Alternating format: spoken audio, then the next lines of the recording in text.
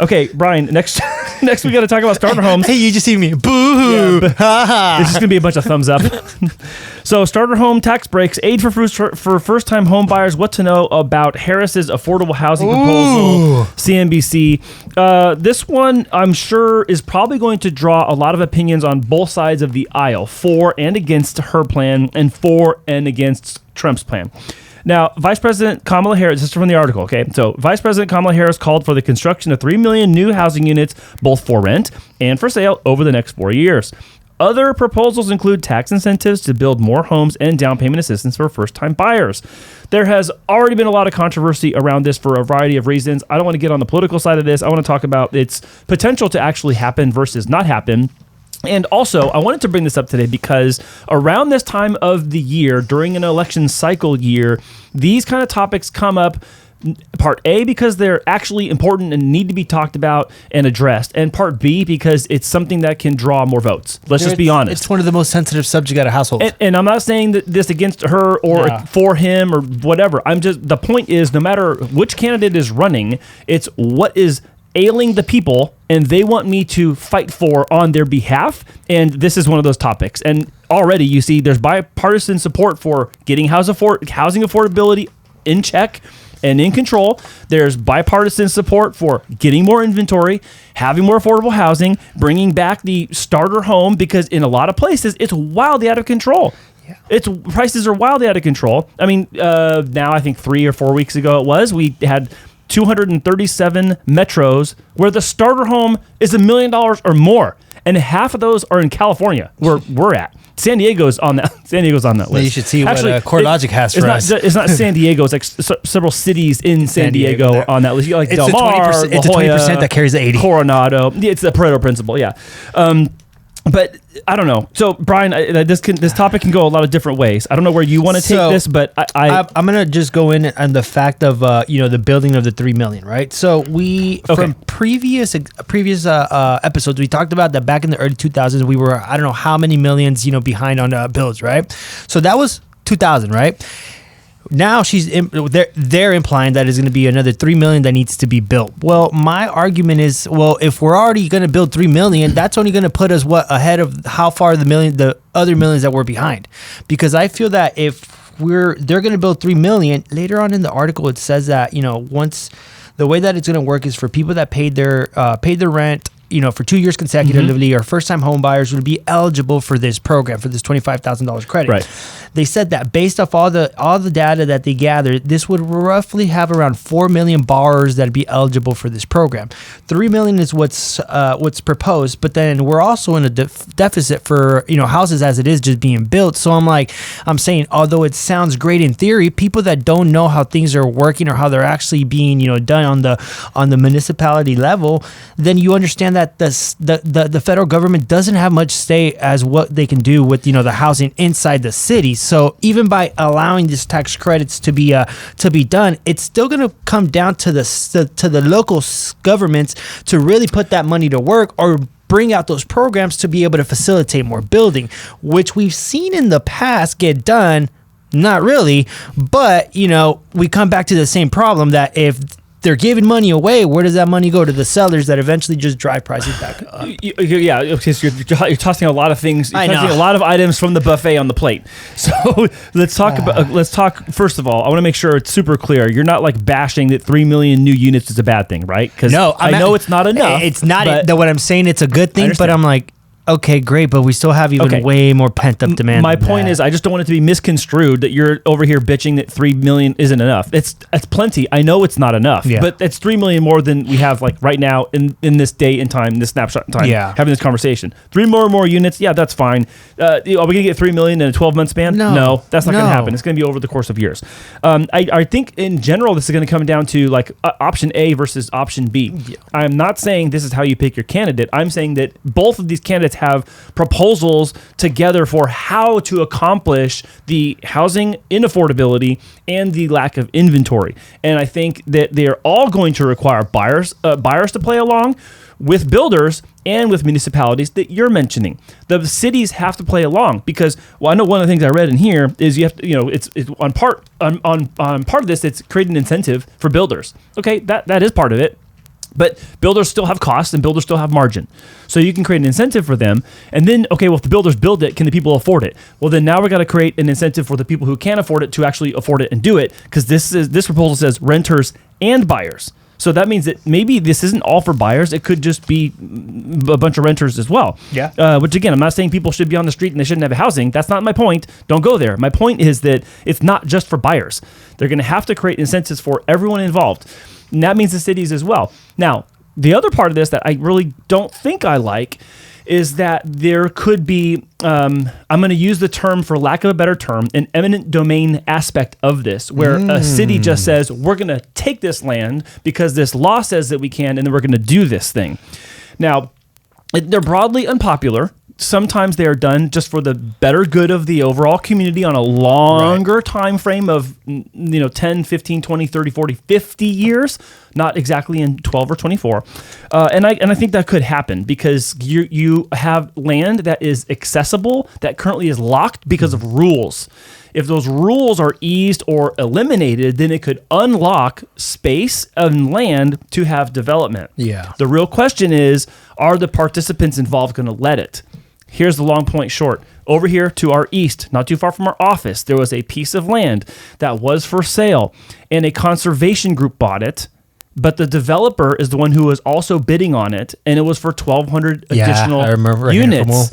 And the conservationists bought it, and so now that land is, by rule, it's locked. They're like, we're not going to build on it. Okay, well, then unless you can change the rule that a conservation group can buy it, they can.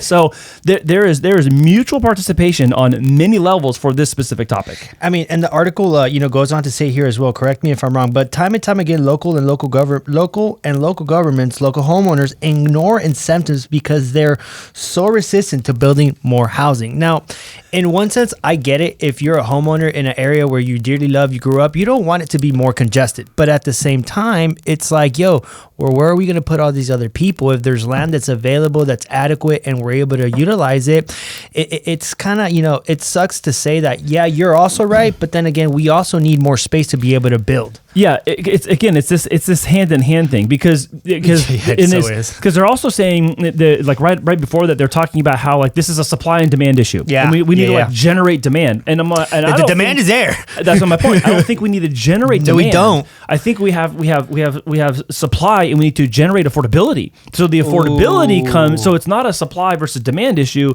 It's a supply versus affordability issue.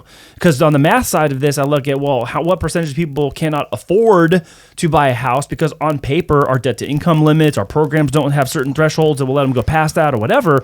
That is more of the issue in our camp, I think, on the mortgage side. You hit the nail on the head there. It is, we don't have enough people curious about homeownership. Yeah, we do. We got tons of people interested in homeownership. I love that you said that. You need to create affordability, not create demand, because we know the demand is there. The demand is there. And I think this program, I know that these programs are made in good faith to try to help people out.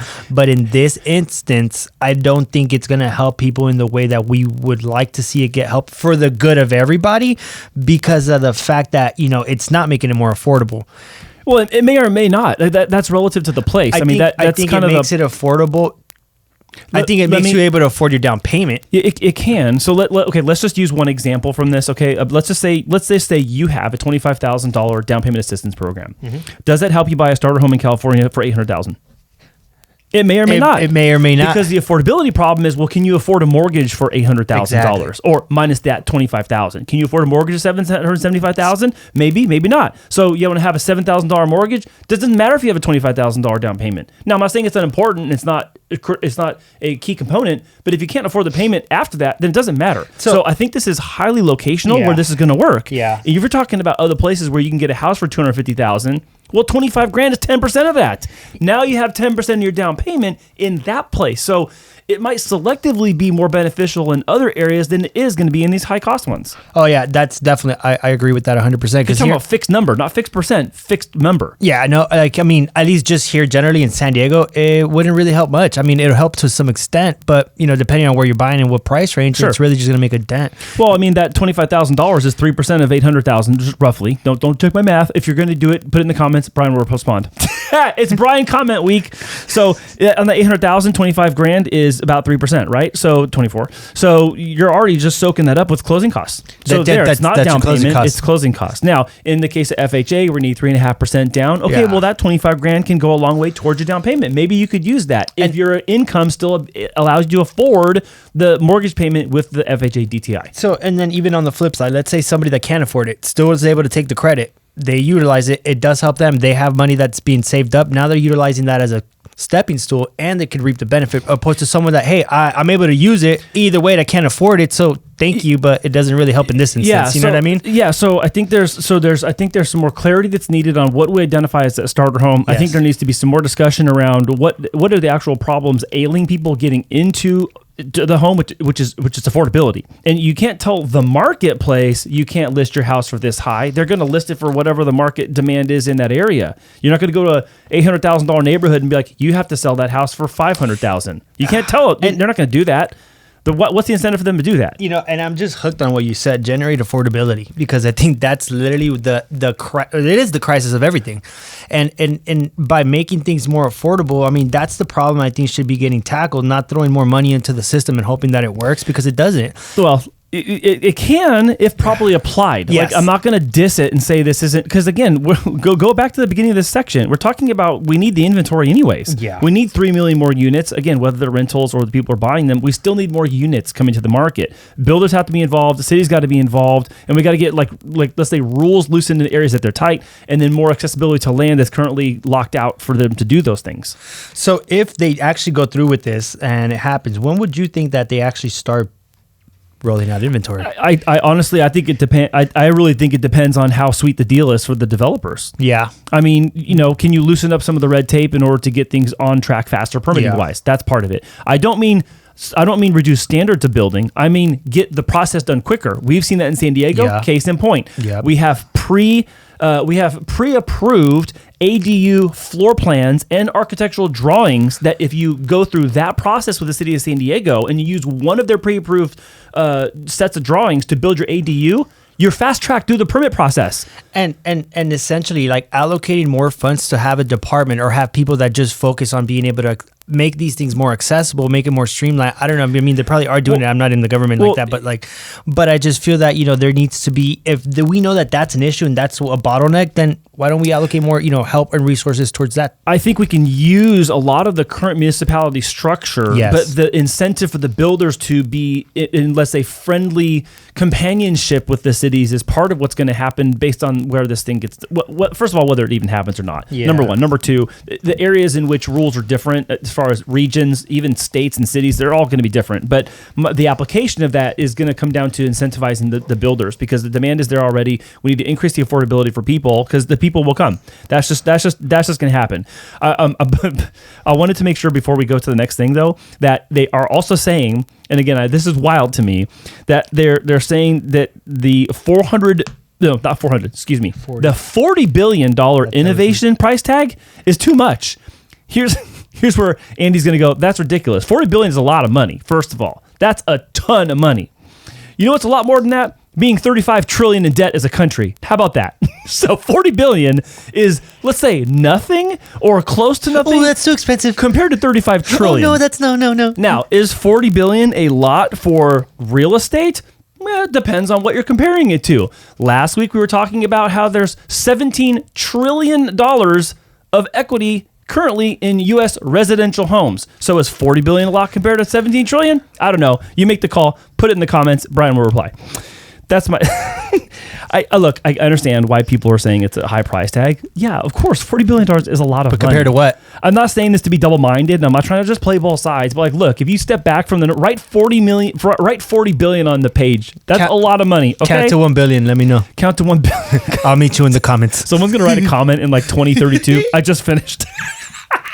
Yeah, you hit show more. 8 years from now. 8 years now, it's just this person commenting 1, 2, 3, 4, 5. Okay, I'll get away. Hopefully by then things will be more affordable. So the price tag might seem high, but again, it's relative. This is so relative because look at our bills that have healthcare costs. Look at our infrastructure spending. Look at spending for military. Look at spending for all these other programs we have.